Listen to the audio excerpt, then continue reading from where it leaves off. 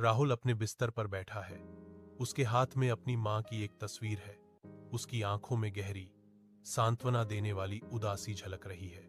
आंखों में आंसू भर आते हैं। जैसे ही एक हल्की हवा पर्दे को हिलाती है, शांति उसके दुहक को बढ़ा देती है। कमरे में अचानक ठंडक छा जाती है। एक अदृश्य उपस्थिति खुद को महसूस कराती है। दिया टिमटिमाता है। उसकी रोशनी कम हो रही है क्योंकि राहुल फुसफुसाता है। हवा में एक हताश गुहार लटक रही है। मां। एक नरम सफेद रोशनी राहुल के कमरे में भर जाती है। उसकी मां को दिखाती है।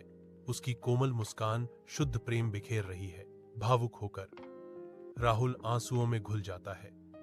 उसकी सांत्वनादायक उपस्थिति की ओर एक दीपक की लौ की तरह खिंचा चला जाता है। उसका स्पर्श उसके सिर पर पंख की तरह हल्का, उसे परिचित गर्माहट और सांत्वना की भावना से भर देता है।